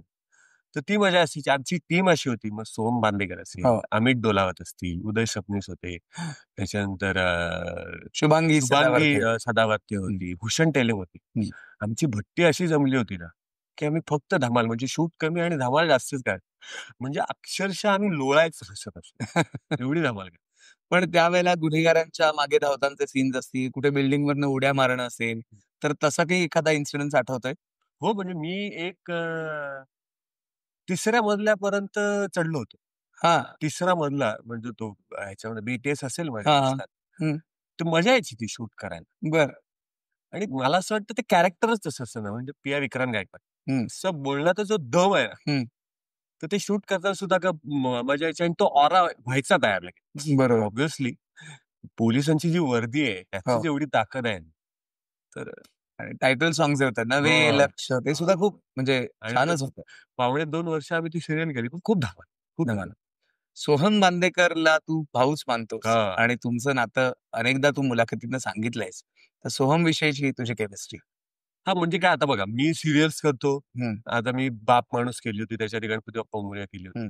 पण त्याच्यानंतर आपलं असं असतं की सिरियल्स करतो फिल्म्स करतो नाटक चालू असतं. तर ह्या धावपळीमध्ये आपलं फोनवर बोलणं अनेकदा राहून जातं किंवा विसर पडतो म्हणा किंवा आपण प्रत्येक वेगळ्या प्रोजेक्ट मध्ये बिझी होतो. तर त्यामुळे माणसं तुटत जातात. तुटत जातात म्हणण्यापेक्षा की प्रत्येक जण आपापल्या लाईफ मध्ये बिझी दुरावत जात. पण सोहम बांदेकर माझं असं आहे की लक्ष झाल्यापासून आमचा फोन असतो. मेसेज असतो की बाबा कुठे आहेस काय आहेस. तर तो एक म्हणजे आता लक्षला मला आठवतंय 2021 वाटतं. म्हणजे 4 एक वर्ष झाली असतील. 4 वर्ष झाल्यानंतर पण आमचा कॉन्टॅक्ट आहे. पण तेच तुम्ही विचार गणपती बाप्पा मोरया मधले कोण कॉन्टॅक्ट मध्ये आहे तर कोण असतं. तर प्रत्येक जण आपापल्या कामात बिझी आहेत बिझी प्रत्येक आहे. जण. पण सोहम बांदेकरचं, शुभांगी सदावर्त असेल, उदय सबनीसांचं असेल, तर त्यांचे म्हणजे लक्ष्य जी टीम आहे ती फोनवर असते. काय कुठे आहेस कसं असं. बरं. तर त्यामुळे एक वेगळंच बॉन्डिंग आहे आणि सोहम आणि आम्ही भेटत पण खूप असतो. तर त्यामुळे भाऊच आहे. मुळात आदेश बांदेकर आणि तुझं जे बॉन्डिंग आहे, कारण तुझं लग्न जे ठरलेलं आहे, तर आम्ही असं ऐकलंय की ती मध्यस्थी आदेश बांदेकरांकडनं ते स्थळ आलं होतं वगैरे. तर असं खरंच आहे? नाही खरंच आहे. म्हणजे लक्ष चालू होतं तेव्हा आदेश सरांना म्हणजे सोहमला बोललो होतो मी की आता लग्न करायचं. तर आदेश सर म्हणाले की ठीक आहे आपण शोधू. आणि आदेश सरांच्या त्याच्यात सेजल ओळखीचे. तर आदेश सरांनी ना सुचवलं की बाबा असं आहे. तू काय विचार करतोस? त्यांचा फोन आला. तर म्हटली ठीक आहे मी भेटतो सेजल. तर नंतर माझा आता आदेश सर आणि माझा माम सुरेंद्र म्हात्रे म्हणून अलिबागमध्ये असतो. रायगड जिल्हा प्रमुख आहे. तर त्याचा फोन आला होता तर तो पण त्यांनी पण मला सेजलचंच नाव सजेस्ट बरं त्यांनी पण एकच मुलगी सजेस्ट केली ह्यांनी पण एकच मुलगी सजेस्ट केली. असं नाही की ह्यांनी 5 मुली सजेस्ट केल्या आणि सांगितले या 5 मुली आहेत बघ तुला. तर मला असं थोडा डाऊट आला की सेजलला मी कदाचित आवडत असेल का? दोन्हीकडून एकच स्थळ असेल. बरं अजून एक व्यक्ती होते म्हणजे भगत म्हणून होते आमच्या वडिलांचे काहीतरी भाऊ वगैरे. त्यांनी पण वडिलांना सेजलचे फोटो पाठवून ठेवले. बरं तर मला असं झालं 3 वेगवेगळी माणसं आहेत. ते एकमेकांना ओळखत नाही. आणि त्यांनी सेजलला न विचारता बरं का म्हणजे त्यांच्या ह्याच्यामध्ये आहे असं त्या भगतांनी पण सेजलला न विचारताच त्यांनी वडिलांना फोटो पाठवले की अशी एक मुलगी आहे बघा अभिजितसाठी. म्हणून मी म्हटलं भेटू असं. मग मी सेजलला भेटलो. अच्छा विचार जुळले की आणि मग लव्ह ॲट फर्स्ट साईट झालं. लव्ह ॲट फर्स्ट साईट म्हणजे विचार जुळले ना. तर म्हटलं असं की आणि मला वाटतं तू डेस्टिनेशन वेडिंग केलं. आम्ही दोघे अलिबागचे आहोत. त्यामुळे काही प्रश्नच नव्हता. आणि आम्हा दोघांचे विचार ते जुळले की तिला पण समुद्र आवडतो, मला पण समुद्र आवडतो. बरं मग आम्ही ठरवलं मग आपण समुद्र आणि मग मी मामाला म्हणालो सुरेंद्र म्हात्रेंनी. मग त्यांनी सगळं व्यवस्थित अलिबागमध्ये सगळी अरेंजमेंट करून मग आम्ही बीच वेडिंग केलं. बरं मामाचा तू उल्लेख केलास. मामा मला वाटतं तुला काहीतरी वेगळी हाक मारायचा. तर ते सांगशील का आम्हाला? लहानपणी मी जेव्हा जन्माला आलो तेव्हा खूप लाल होतो. तो लाल्या हाक मारायचा. बरं आणि त्याचं खूप प्रेम माझ्या लहानपणापासूनच. म्हणजे मला आठवतंय 11वीला पण मी सायन्सला ऍडमिशन घेतलं आणि कॉलेज खूप लांब होतं तर मला जायला कंटाळा यायचा. मग तो एकदा आला असंच मी त्याला म्हटलं की मला ना कॉलेजला जायला कंटाळा येतो. खूप लांब चालत जायला लागतं. त्यांनी लगेच 3,000 काढून दिले मला आठवतंय अजून आणि नवीन सायकल घेतली. बरं तेव्हा 3,000 म्हणजे खूपच मोठी गोष्ट. म्हणजे आत्ताच्या मला असं वाटतं आता सायकल घेतलेल्या तर माहिती नाही मला पण 30,000 तरी असतील. त्या काळात 3,000 रुपये काढून देणं हो. आणि ते सुद्धा प्रवास करण्याकरता सायकल घेण्याचा. आणि त्याचे म्हणजे कंटिन्यू फोन असतात, विचारपूस असते. तर त्यामुळे खूप छान वाटतं अशी माणसं जवळपास आहेत. मी तेच म्हटलं ना मी मला वाटतं तुमच्याच इंटरव्ह्यू माझ्याच इंटरव्ह्यूत तू की सांगितलं. आदेश बांदेकरांची फॅमिली असेल, दिग्पाल लांजेकरांची टीम असेल पूर्ण किंवा मामा असेल. ही सगळी माणसं ना म्हणजे काहीतरी पुण्य केलं असेल म्हणून सगळी माणसं भेटली. सोन्यासारखी माणसं. सोन्यासारखी माणसं आहेत. खरंय. नवे लक्ष्याबद्दल आपण मगाशी बोलत होतो. पोलीस व्यक्तिरेखा साकारताना तो जो फिजिकल फिटनेस आहे, तो मेंटेन करण्यासाठी तू काय मेहनत घेतली होतीस? मला असं वाटतं जेव्हा मी इंडस्ट्रीमध्ये आलो तेव्हापासूनच ना एक फिजिकल फिटनेसवर लक्ष देतो. म्हणजे डाएट असं जास्ती पाळत नाही मी. पण जिम रेग्युलर असते. म्हणजे वर्कआउट रेग्युलर असतं. तर त्यामुळे असं होतं की नेहमी फिजिकल फिटनेसमध्ये म्हणजे आता तुम्ही म्हणाल की बारीक व्हायचंय. तर 1 महिना द्या, 15 दिवस द्या. 15 दिवसात बारीक. तुम्ही मला म्हणाल ना आता जरा वेट गेन पाहिजे, जरा बल्की पाहिजे. तर मी अशा बॉडी स्टेजला ठेवतो, की जे 15-20 दिवसामध्ये मला परत ते ट्रान्सफर करता येईल एका दुसऱ्यात. जेव्हा मग नवे लक्ष आलं काम, तेव्हा मी परत बॉडी थोडी गेन केली. की जरा ते वय वाटायला कारण तिथे वय वाटायला पाहिजे.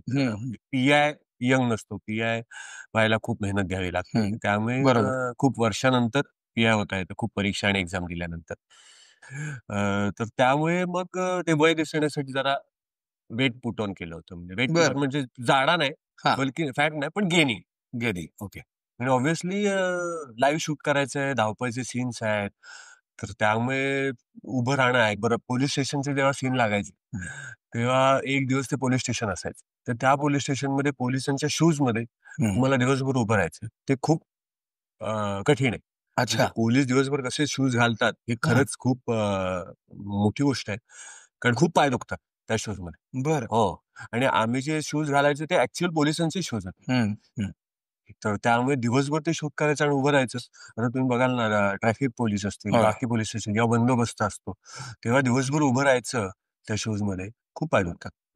तू स्वतः कधी आर्मी ट्रेनिंग किंवा एनसीसी ट्रेनिंग किंवा पॅरामिलिटरी ट्रेनिंग असं काही केलं होतंस? मला जायचं होतं खरं तर एनसीसी मध्ये, पण झालं असं जेव्हा ते एनसीसीचं काहीतरी ऍडमिशन असतं की कॉलेज सुरू झाल्यानंतर FY ला काहीतरी या तारखेला असतं. ती तारीख होती, त्या दिवशी मी गेलो आणि नेमका उशिरा पोहोचलो. ओके. त्यामुळे राहिलं, नाहीतर कदाचित एनसीसी किंवा याच्यामध्ये असतं. पण मग पण मी मी नेव्हीमध्ये जायचा खूप प्रयत्न केला. आणि मला जायचंच. पण तिथे पण असंच झालं की मी गेलो आणि तिथे कळलं की नाही, 10 दिवस जरा मोठा आहे.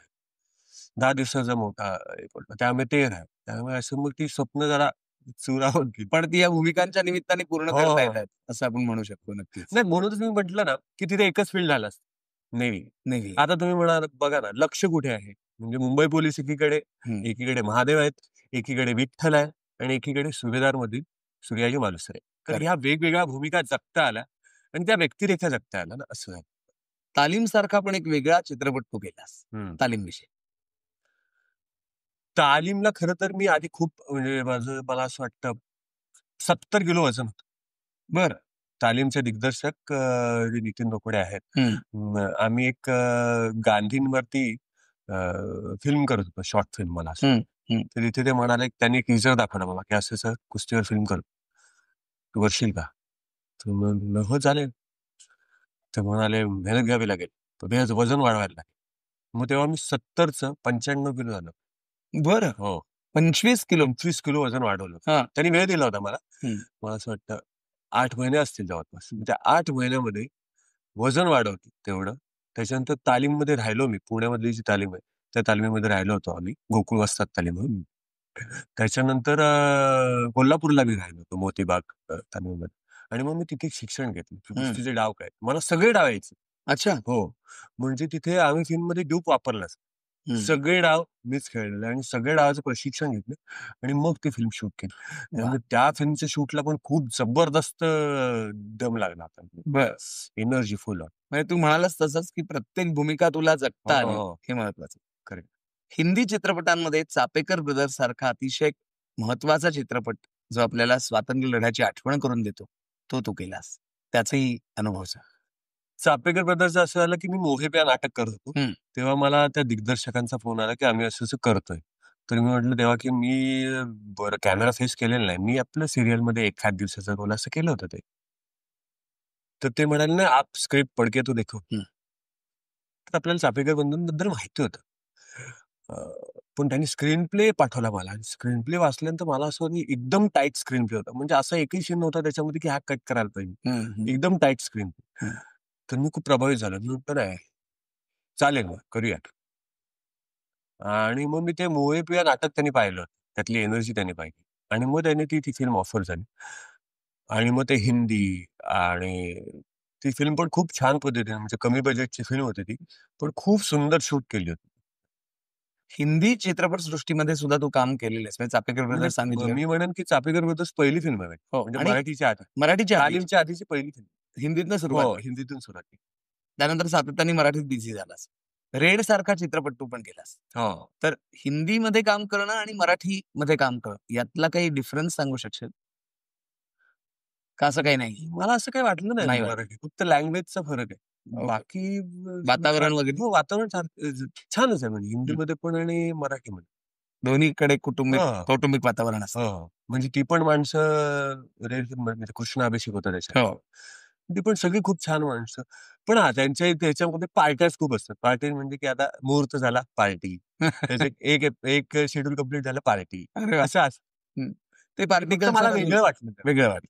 की म्हणजे की ऑब्व्हियसली ते कल्चर असावं हिंदीचं किंवा बॉलिवूडचं, की त्याला ते विशेष महत्त्व देतात. मराठीमध्ये असं कधी मी बघितलं नाही की एक शेड्यूल झालं लगे पार्टी करा. पण हिंदीमध्ये ते आहे. म्हणजे मी त्या फिल्मची शूटिंगच्या प्रत्येक शेड्यूलला पार्टी असायची त्यांची. रेड मधली भूमिका कशी होती? रेड मध्ये निगेटिव्ह भूमिका होती, पण ती एंडला पॉझिटिव्ह होणार होती. बर. तर ते शूट करताना पण खूप मजा आली. कारण कृष्णा अभिषेक सर होते आणि त्यांच्यासोबत काम करायचं म्हटलं ऑब्व्हियसली हजरजबाबीपणा पाहिजे आणि ते लाईव्ह असं असं पण खूप चिल माणूस आणि खूप असा एन्जॉय करत शूट. तर त्यामुळे तिथे पण छान वाटलं. मजा. दिग्पाल लांजेकरांबद्दल आपण बोलत होतो. सुभेदारची आठवण तू सांगितली, संत ज्ञानेश्वरांची मुक्ताईबद्दल सांगितलंस. आणखीन एक महत्वाचा चित्रपट होता शिवरायांचा छावा. त्याचे अनुभव. शिवरायांच्या छावामध्ये मी ज्योत्याजी केसरकरांची भूमिका करत होतो आणि तो अनुभव सुद्धा खूप छान होता कारण खूप ऍक्शन सिक्वेन्स होते आणि बरेच दिवस आम्ही शूट करत होतो. ते भिवंडीमध्ये शूट होतं वाड्यात. तर त्यामुळे सेट पण खूप ग्रँडर असा हे केला होता. त्याच्यामध्ये मी पहिल्यांदा डान्स केलाय. अच्छा. फिल्ममध्ये मी शिवरायांच्या छावामध्ये डान्स केला. त्यामुळे ती कोरिओग्राफी असेल, तो डान्स असेल, ऍक्शन सिक्वेन्स असतील, फाईट सिक्वेन्स असतील, त्यामुळे मजा आली शूट करताना ते सगळं. मुळात डेली सोपचं जे शूटिंग असतं ते सलग तुम्हाला आज 20 दिवस 24 दिवस द्यावे लागतात. चित्रपटांचं एक वेगळं शेड्यूल असतं. मुंबईच्या बाहेर कुठेतरी शूटिंग असते. या सगळ्यांमध्ये फिजिकल फिटनेस बद्दल तू मगाशी सांगितलंस. पण जी दगदग होती तर स्वतःचं आरोग्य मेंटेन करण्याकरता मेडिटेशन करणं असेल, योगा असेल, जिम बद्दल तू बोललास. तर ते सगळं कसं मॅनेज करतोस? हा मला आधी मी तुम्हाला म्हटलं तसं की बाजीमध्ये मी 24 तास करायचो शूट. हं. पण ते केल्यानंतर मला असं वाटलं की हे आत्ता आपण करतोय 24 तास, पण नंतर हे त्रास देणार. त्यामुळे आता सध्या मी खूप झोप व्यवस्थित मिळते ना, हं. कारण कसं ह्या सगळ्या इंटर रिलेटेड गोष्टी आहेत. म्हणजे तुम्हाला पुरेशी झोप पाहिजे, योग्य आहार पाहिजे आणि मग वर्कआउट. हं. तिघांमधलं एकही जर गडबडलं म्हणजे तुम्ही वर्कआउट करताय, व्यवस्थित डाएट करताय, पण झोपच नाही मिळत, हं. तर तुमची फिजिकल फिटनेस नाही राहत. पण डाएट नाही करतायत, झोप घेताय, पण वर्कआउट करतायत, तर नाही राहत. तर त्यामुळे ह्या तिन्ही गोष्टी हव्या आहेत.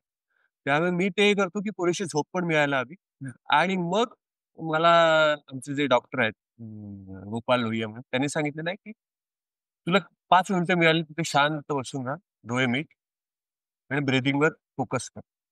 तुला त्याच्यामध्ये 15 मिनिटाच्या झोपेचा हे एनर्जी मिळेल. एनर्जी.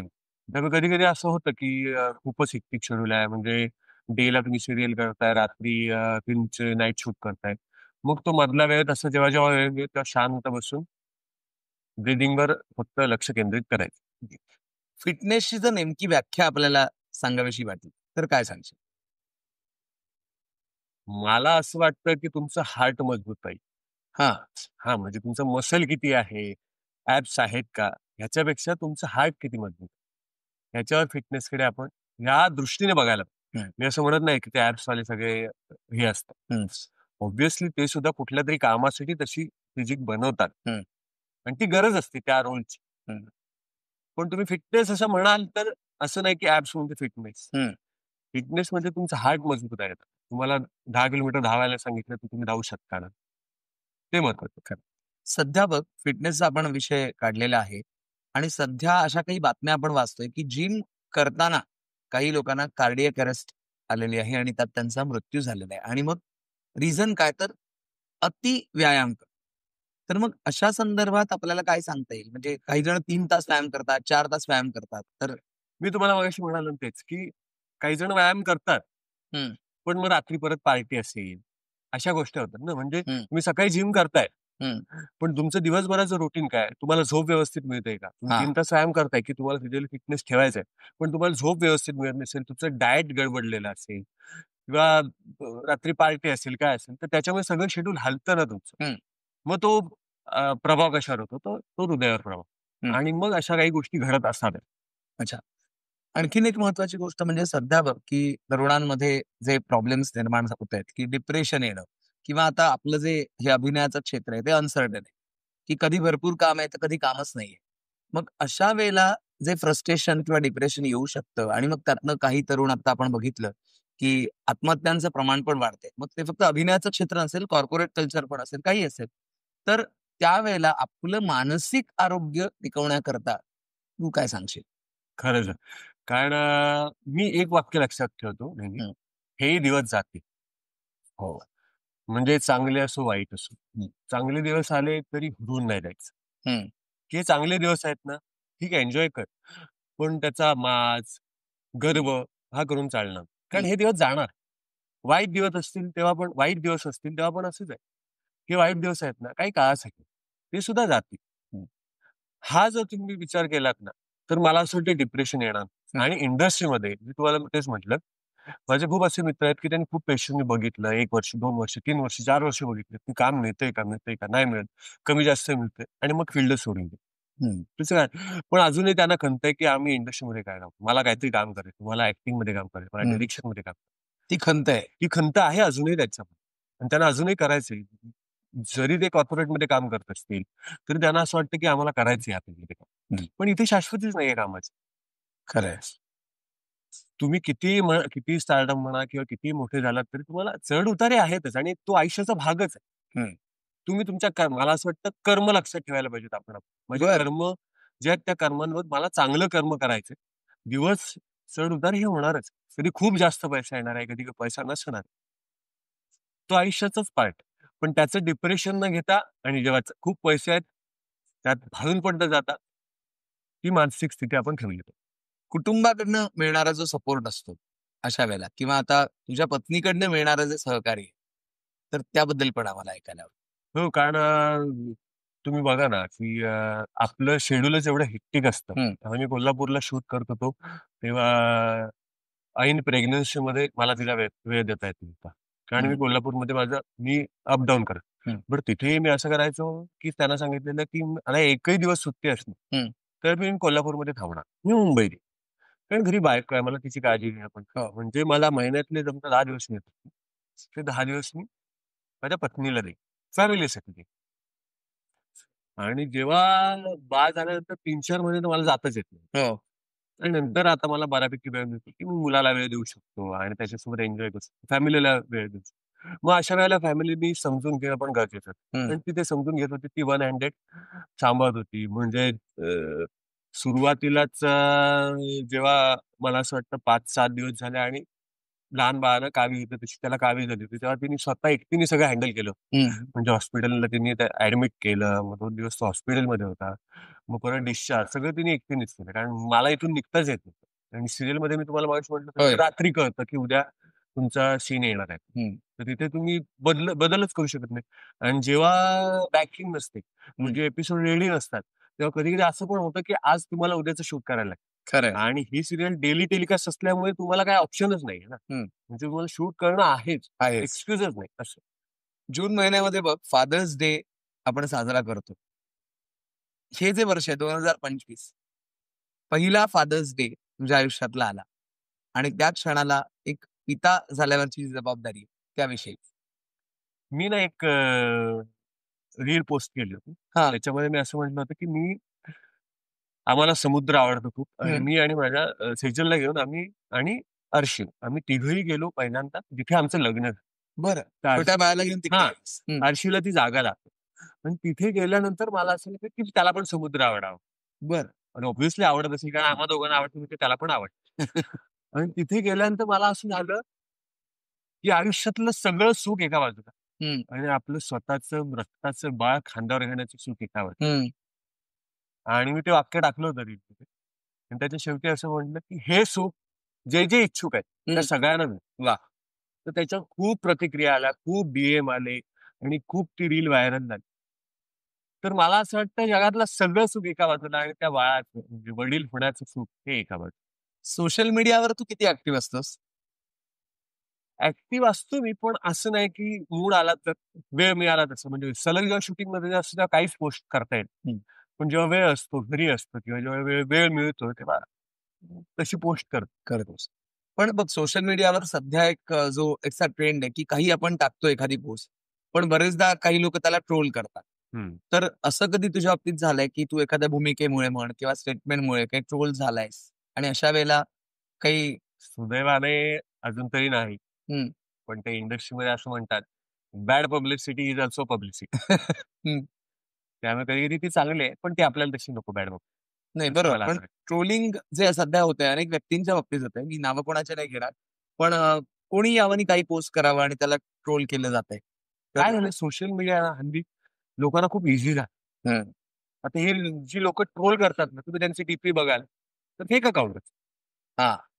आता तुमचे समजा मी म्हणतोय 10,000 फॉलोअर्स आहेत. त्या 10,000 फॉलोअर्स मध्ये 100 तरी लोक तुम्हाला स्टॉप करणारे एक जी फेक अकाउंट आहे ते असणार.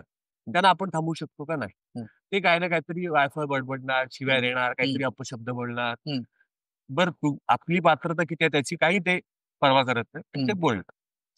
तुमचा एक काहीतरी चुकीचा शब्द पकडणार आणि त्याच्यावर ते ट्रोल करणार. त्याला चेहराच नाही ना, ट्रोल या माणसाला चेहराच नाही. असं आहे. बरं तो त्याच्या ओरिजिनल अकाउंट मध्ये बोलतच नाही. तो कुठलं तरी फेक अकाउंट करतोय, कुठल्या तरी पोराचा डीपी लावतोय आणि त्याच्यावरून काहीतरी तो वायफाय बडबड निग्लेक्ट करावा. मला असं वाटतं एखादी कलाकृती चांगली वाईट त्याचं समीक्षण तुम्ही चांगल्या पद्धतीने करा. जरूर करा की बाबा हे छान आवडलं, हे करायला नको पाहिजे किंवा हे अपेक्षित. शिव्या देणं, काहीतरी बडबडणं हे चुकीचं आहे असं वाटतं. चुकीच. अभिजित, सध्या बघ की नाटक असेल, वाद्यवृंद असेल, लोककलांवर आधारित कार्यक्रम असतील, तिथे 500-600 रुपये तिकीट असतं, तरी सुद्धा प्रेक्षक तिथे जातोय. पण मग मराठी चित्रपटांना प्रेक्षक थिएटरमध्ये जाऊन बघायला का तयार नाही? काय म्हणजे चित्रपट तर चांगले आहेत, उत्तम कथानक असलेले चित्रपट आहेत, पण 2 आठवड्याच्या वर चित्रपट टिकत नाही थिएटरला. काय कारण असेल याच्यामागे? मला असं वाटतं म्हणजे मी त्यातला तज्ञ नाहीये, पण मला असं वाटतं एकतर एका वेळेला ना मराठी 4-5 फिल्म्स रिलीज होतात. तर प्रेक्षकांना कदाचित हा प्रश्न पडत असावा की ह्यातली फिल्म बघायची का? हा पहिला भाग. दुसरा भाग फिल्म्स एवढे तयार होत आहेत. त्यातल्या ऑब्व्हियसली काही कमर्शियली गणित जुळवून केलेल्या असतात. त्यातल्या काही खूप चांगल्या असतात. मग काही ज्या चांगल्या फिल्म्स आहेत, त्या माउथ पब्लिसिटी कमी पडत असावी. कारण आपल्याला टीझर येतो, कळलं आपल्याला रिव्ह्यू कळतात. हो, एक्झॅक्टली. पण प्रेक्षक तेवढा कधी-कधी येत नाही चांगल्या फिल्म्सला. तर ते त्याचं कारण असावं की माउथ पब्लिसिटी तशी होत. आणि तुम्ही नाटकाचं बघाल तर नाटकाची माउथ पब्लिसिटी मला असं वाटतं जो बघतो ना, ते खूप होते आणि ती माउथ पब्लिसिटी फिल्म वारंवार पोहोचते. आणि गाठते. OTTवर जे लगेच रिलीज होतात, त्याच्यामुळे पण असं होत असेल का, की अरे येणारच आहे 2 महिन्यांनी बघू, हां. असं असेल? असं असावं कारण आता सबस्क्रिप्शन खूप इझी झालेलं आहे. त्यामुळे लोक त्याच्यावर बघतात. काही-काही तर असे पण मी बघितलेत काय ते कुठल्या ॲप टेलिग्राम का काय त्याच्यावर पण डाउनलोड करून लगेच बघतात. थिएटर कॉपी तर थिएटर कॉपी. ते त्याच्यावर होऊन बघतात. तर मला तर उलट वाटतं त्या थिएटर कॉपीचा एक्सपिरियन्स घेण्यापेक्षा ते थिएटरमध्ये जाऊन बघायला पाहिजे ना. असं. पायरसी वगैरे सुद्धा सध्या वाढत चालली. हो, खूपच. तुम्ही कुठलीही फिल्म बघा, आल्यानंतर दुसऱ्या दिवशी ती आलेली असते. त्या कुठल्या टेलिग्राम का कुठल्या ग्रुप. ऑब्व्हियसली ते थिएटर कॉपी असते. म्हणजे तिची क्वालिटी चांगली नसते. पण काही लोकांना ते पण बस. बरोबर. एक अतिशय महत्वाचा प्रश्न मला विचारायचा आहे. उत्तर द्यायचं की नाही तू ठरव. की तू तुझं आडनाव लावत नाहीस आणि अभिजित श्वेतचंद्र असं नाव लावतोस. तर त्याचं काही रहस्य सांगशील? काही खास भूमिका? मी जेव्हा इंडस्ट्रीमध्ये यायचं ठरवलं म्हणजे पहिल्या फिल्म पासूनच तालीमपासूनच तेव्हा मी म्हटलं अभिजित भगत होता आणि तर मला आई वडिलांचं दोघांचं नावामध्ये लावायचं. मग अभिजित श्वेता चंद्रकांत भगत हे खूप मोठं झालं. आता खूप इंडस्ट्रीमध्ये असे आहेत की जे वडिलांचं नाव लागतात किंवा अभिजित चंद्रकांत किंवा आईचं नाव लावतात अभिजित श्वेता. पण हे म्हटलं श्वेता आणि चंद्रकांत या दोघांचं हे करून श्वेतचंद्र आडनाव आणि ते ऑफिशियली केलेलं आहे. म्हणजे त्याचं गॅजेट वगैरे झाले. अरे वा. म्हणजे ऑफिशियली असं नाही की बाकीच्या डॉक्युमेंट्सवर अभिजित भगत आहे. पण अभिजित श्वेतचंद्र गॅजेटमध्ये आहे. गॅजेटमध्येच आहे. खूपच चांगली भूमिका आहे की आई आणि वडील या दोघांचंही नाव तू तुझ्या नावापुढे जोडलेस आणि श्वेतचंद्र असं एक वेगळं आडनाव आता आम्हाला मिळालेलं आहे. खूप छान वाटतं.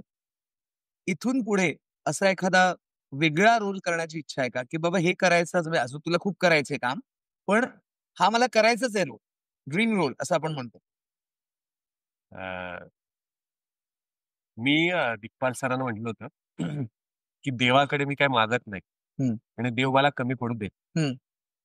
त्यामुळे मी दिग्पाल सरांकडे पण कधीच काही असं नाही बोललं की मला हा रोल करा.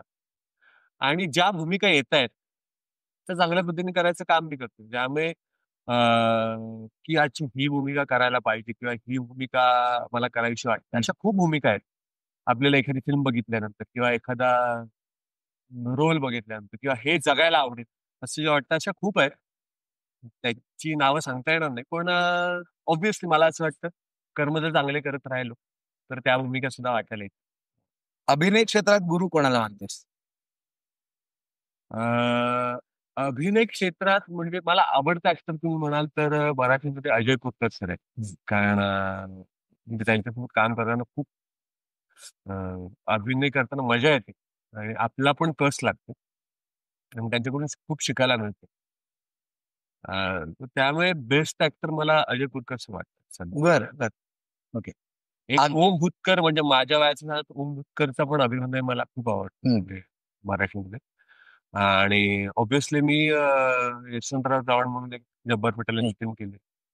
त्या फिल्ममध्ये आम्ही एकत्र काम केले. पण तेव्हापासूनच तो त्याचा अभिनय लाजवाब आहे. रंगभूमीवरचं तुझं काम बघून तुला बाकी प्रोजेक्ट पुढे मिळत गेले, पण पुन्हा एकदा रंगभूमीकडे वळण्याचा विचार नाही का? हो आहे, पण काय लाईनअपच खूप आहे हम्म. सध्या. त्यामुळे मला असं वाटतं इच्छा तर माझी आहे की एखादं नाटक करावं, पण तेच आहे नाटकाला मग परत 1 महिना तालीम द्यायला हवी. हम्म. मग त्याचे शोज हे करायला. मग सिरियल करताना ते परत लीड असल्यावर शो मॅनेज करणं जरा कठीण होतं म्हणजे प्रोडक्शन हाऊसला पण. तर त्यामुळे मग ते करायचं झालं नाटक तर मग त्याला तेवढा वेळ द्यायला हवा. खरंय. आगामी प्रोजेक्ट काय सांगशील? अभंग तुकाराम म्हणून एक सिनेमा येतोय. पुन्हा तो दिग्पाल करायचा. सर. हो. ओके. अभंग तुकाराम मध्ये कोणती भूमिका करणार आहे सांगू शकलास तर? अभंग तुकाराममध्ये मी भगवंताचीच वेगवेगळी रूपं करणार आहे. म्हणजे विठ्ठल एक रूप आहेच, पण आणखीन 3-4 रूपं आहेत. ती करणार आहे आणि ऑब्व्हियसली ती ज्ञानेश्वरांची मुक्ताईपेक्षा वेगळी असणार. त्यामुळे ते एक वेगळेपण सुद्धा आहे. अभिजित, आपल्या कृपा संवाद पॉडकास्टमध्ये एक अतिशय महत्वाचा सेगमेंट आपण सुरू केलेला आहे. तो म्हणजे कसं असतं बघ ना, की आयुष्यात अनेक चढ उताराचे क्षण येतात, यश अपयश येतं, हे क्षेत्र अनसर्टन आहे. आणि अशा वेळेला कोणीतरी आपल्या आयुष्यात असं असतं, की जे आपल्याला सांगतं, "भिवू नकोस, मी तुझ्या पाठीशी आहे." तर हे वाक्य तुझ्या आयुष्यात सांगणारं असं कोण आहे? कोणाचा उल्लेख करशील? अ, काय ह्याची खूप म्हणजे काय म्हणतात ते वेगवेगळ्या ह्याच्यामध्ये उत्तरं आहेत माझ्याकडे. हं. कारण हा प्रश्न मला तुम्ही विचारल्यानंतर माझ्या डोक्यात असं झालं. एक तर भिवू नकोस, मी तुझ्या पाठीशी आहे. हे स्वामी समर्थांचं वाक्य. होय. त्यामुळे स्वामी समर्थांच्या रिलेटेड सांगायचं झालं, तर ज्या गोष्टींमध्ये असं वाटतं ना, की आयुष्यामध्ये की अनसर्टन आहे हं. किंवा एखादा प्रॉब्लेम आलाय, ही सिच्युएशन कशी हँडल करायची असते, तेव्हा मला छत्रपती शिवाजी महाराज आठवतात. हं. त्यांनी त्यांच्या आयुष्यामध्ये कशी सिच्युएशन हँडल केली असेल. हं. ह्या वेळेला त्यांनी त्या वेळेला त्यांनी कसं काय सांभाळलं असेल. हं. पण ज्या गोष्टी आपल्या हातातच नाही, हं. तेव्हा मग मला विश्वात्मक देव आठवतो आणि हं. भगवंत आठवतो. मग त्याची रूपं अनेक आहेत. मला असं वाटतं, की तुम्ही असं म्हणाल, की तू कुठल्या देवाला मानतोस? तर माझ्याकडे खूप नावं आहेत. हं. मी कृष्णाला मानतो, मी स्वामी समर्थांना मानतो, मी महादेवाला मानतो, मी गणपतीला मानतो. सगळ्या खंडोबाला मानतो. हं. मी सर्व देवांना मानतो. म्हणजे असं स्पेसिफिक नाही, एका देवावर श्रद्धा असं नाही. आणि प्रत्येकाची वेगवेगळी कारणं आहेत आणि प्रत्येकाचे वेगवेगळे अनुभव आहेत. त्यामुळे आता तुमच्या ह्याच्याबद्दल सांगायचं झालं म्हणजे ह्या सेगमेंटबद्दल आणि ह्या नावाबद्दल, हं. स्वामींबद्दल आणि भिवू नकोस मी तुझ्या पाठीशी आहे या वाक्याबद्दल. तर लॉकडाऊन होतं. लॉकडाऊनमध्ये इंडस्ट्री ठप्प होती. आणि काही काम नाही. तर जे पैसे होते ते हळू संपत. आणि त्याच वेळेला लॉकडाऊनमध्ये मी घर घेतलं. हं. तर झालं असं, की मला ₹1.5 लाख कमी पडत होते हं. घरासाठी. ओके. आणि मी एक सीरियल केली होती, त्या सीरियलचं येणं बाकी होतं. ते 1,62,000 हां. मी त्या प्रोड्युसर्सला फोन केला होता, की मला आता लॉकडाऊन पण लागलेलं आहे. तर म्हटलं कसं, की जे पैसे आपले उरलेले आहेत, ते तुम्ही दिलेत तर बरं. तर ते म्हणाले, "नाही, मी नाही देत." हं. म्हटलं, "अहो, असं कसं बोलून चालेल? तुमच्यासाठी खूप छोटी गोष्ट असेल, हं. माझ्यासाठी खूप मोठी गोष्ट आहे ही. हं. 1,62,000 आणि जे काय ते कॉन्ट्रॅक्टनुसारच. कॉन्ट्रॅक्ट जे केलं होतं माझं, त्यानुसारच मी तुम्हाला पैसे मागतो. मी काय असं नाही म्हणत आहे, की मला उसने द्या किंवा मला एक्स्ट्रा द्या." ते म्हणाले, "मी नाही देऊ शकत." तर माझ्याकडे काय पर्यायच नव्हता. मी सोडून दिलं, की ठीक आहे, नाही देत. माझी माझ्या घरात असं संस्कार होतो, की तुझे पैसे आहेत ना, तू कष्ट केलेले आहेत ना, ते पैसे जाणार. ते आज ना उद्या तुला येतील. बहीण घरी आली. आणि बहीण म्हणाली की अरे एक स्वामी समर्थांची चॅरिटी आहे आणि तिथे ना काहीतरी डोनेशन. बहीण म्हणा अगं माझ्याकडे ना आता सध्या पैसेच नाही. म्हणाले किती रे तू, तुला जेवढी कमीत कमी वाटते जास्त वाटतं तुझ्याकडे जेवढी ऐपत असेल ते, पण ते महिन्याला ते कट होणार पैसे, तुझ्या महिन्याला त्या अकाउंट मधून तेवढे पैसे कट. ते म्हणतो मला लाज वाटते पण 150 रुपयेच आहे. 150 नाही, मला विश्वास नाही बसणार. मी 150 रुपये दिले. 150 रुपये त्या चॅरिटी ते ऑटो जनरेट होतं, ऑटो डिडक्ट. ते 150 रुपये मी पाठवले. दुसऱ्या क्षणाला 1.5 लाख रुपये अकाउंट मध्ये आले. माझी बहीण ते रडायला लागली. का स्वामी समर्थांचा चमत्कार म्हणा, काही लोक याला त्या प्रोड्युसरनी पैसे दिले. ऐका तर पुढे. चमत्कार म्हणा किंवा काय माहिती, स्वामी समर्थांची हे म्हणा. बरं, मी स्वामी समर्थांना मानतो. मी मठात जातो किंवा वेळ मिळेल तेव्हा गुरुवारी मी मठात जातो. स्वामी समर्थांचा आमच्या डोंबिवलीमध्ये छान मठ आहे, तिथे दर्शन घेतो आणि कधी वाटलं तर त्यांच्याशी बोलतो. बरं, मला असं वाटतं अंधश्रद्धा नसावी पण श्रद्धा असावी. बरोबर. मी काही वाईट कृत्य करत नाही ना त्या श्रद्धेच्या मध्ये, मग ठीक. मी त्यांच्याशी जो काही इंटर संवाद आहे, आपला संवाद मी त्यांच्याशी करतो, मला त्याचं समाधान मिळतं, विषय संपला. त्यांनी कोणाला मी दुखवत नाही, कोणाचं वाईट करत नाही, मग हे चांगलं की नाही. म्हणजे ती अंधश्रद्धा नाही, मला वाटतं ती श्रद्धा आहे आणि माझं आणि त्यांचं बॉन्डिंग आहे. 1.5 लाख रुपये अकाउंटला आले. बरं, ते कुठून आले काय आले मला काही नाही. बँका सगळ्या बंद होत्या, त्यामुळे बँकेत जाऊ शकत नाही. बरं, तुम्हाला जेव्हा मोबाईलवर येतं तेव्हा काहीतरी मेसेज येते की 1.5 लाख, पण ते कसले आलेत काय आले काहीच कळत नाही. त्याच्यावर काही लिहून नाही की तुम्ही पाठवलेत किंवा काय पाठवलं, काहीतरी नंबर येतो आणि असं येतं काय आरटीजीएस काय. वर्ष जेव्हा बँका सुरू झाल्या त्याच्यानंतर मी बघितलं तर मला कळलं जे माझं येणं बाकी होतं त्यातले 1,50,000 आलं. आणि मग त्यांचा मला फोन आला, अरे ते मी पाठवलेच नाही, माझ्याकडून चुकून झाले. आता काटा आला अंगावर. आता हे काय म्हणत. बरं, मी म्हणेन कसं की त्यामुळे मला असं वाटतं की मी काम केलंय, प्रामाणिकपणे कष्ट केले, माझी कष्टाची कमाई आहे ती आज न उद्या आहे. आणि असा प्रत्येक वेळी मला आला. तर मला असं वाटतं माझे पैसे कुठेही जात नाही. मी शक्यतो प्रोड्युसरकडे कधीच पैसे मागत नाही, म्हणजे डोक्यावरून पाळी गेल्याचे. ऑब्व्हियसली एखादा प्रोड्युसर 7-7, 8-8 महिन्याचे पैसे तुमचं रखडत असेल तर ते मागायला बरोबर. आपण 60 दिवस म्हणतो, 60 दिवसाचे 90 होतात, 90चे अजून 110 होतात, पण त्याच्यानंतर तेव्हा तुम्हाला बाकी सगळ्या पण गोष्टी आहेत, EMI आहेत, हे आहेत, हे सगळे देणं ते असतं, तेव्हा पैसे मागणं औपचारिकरित्या गरजेचं आहे. ते काही काही प्रोड्युसर्सना वाईट वाटतं त्याच्याबद्दल, पण ऑब्व्हियसली तुमचं पण तुम्हाला घर चालवायचं तुमचं ते. पण मला असं वाटतं माझे पैसे राहणार नाहीत, माझे पैसे मला मिळतील. हा माझा स्वामींवर असेल, विश्वात्मक देवांवर असेल, हा विश्वास खरा. त्यामुळे अशी खूप प्रचिती आहेत. स्वामी समर्थांची एक झाली. आता तुम्हाला सांगायला मला आवडेल, खूप मोठी गोष्ट आहे बघा. मी अकॅडमी मध्ये होतो आणि मी गळ्यात मी सोन्याची चेन घालायचो. मला सोनं खूप आवडतं, सोन्याची चेन माझ्या गळ्यात असायची. मी कॉलेजला जात असताना कुर्ला स्टेशनला, म्हणजे कुर्ला स्टेशनला चोरी होणं म्हणजे सर्रास. हमखास चोरी तिथे गेले काय ना काय तर तुमच्या कधी कोण मारून नेईल तुम्हाला कळणार. मी उतरता माझी चेन कुठतरी मारलं, माझ्या घरात कृष्ण असायचं नेहमी. चेन कोणतरी मारली, मी उतरलो आणि गेली चेन गायब. मी रडायला लागलो, घरी फोन केला, घरचे म्हणले की जाऊ दे. तेव्हा ती चेन म्हणजे आत्ताचे कमीत कमी 1,00,000 तरी असते.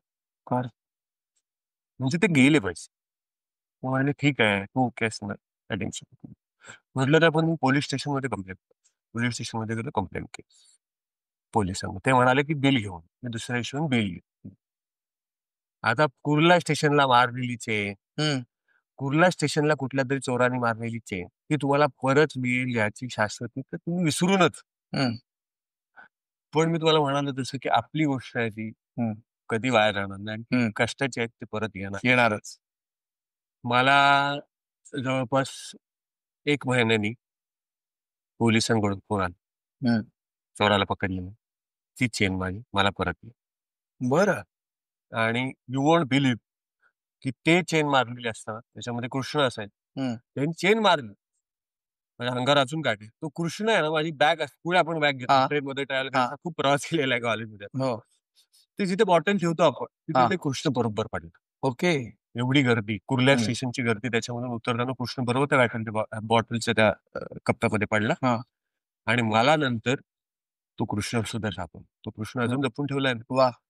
म्हणजे बघा ना, चेन मारू शकला तो, कृष्णाला मारू शकला आणि ती चेन सुद्धा मला परत द्या. बरोबर. म्हणजे आपल्या कष्टाचं आहे ते कधी कुठे वाया जात नाही, ते परत येतं. असे एक नाही असंख्य किस्से असंख्य आहेत. किस्से आहेत आणि असंख्य अनुभव आहेत. त्यामुळे मी कृष्णाला मानतो, मी महादेवांना मानतो. महादेवांचे सुद्धा खूप किस्से आहेत. आणि ही जेव्हा मला आई तुझ्यामध्ये सिरियल येईल त्याच वेळेला मी ऑलरेडी गणपती बाप्पा मोरयामध्ये महादेव केलं होतं. हं. तेव्हा मला असं झालं होतं, की परत ती भूमिका करायची.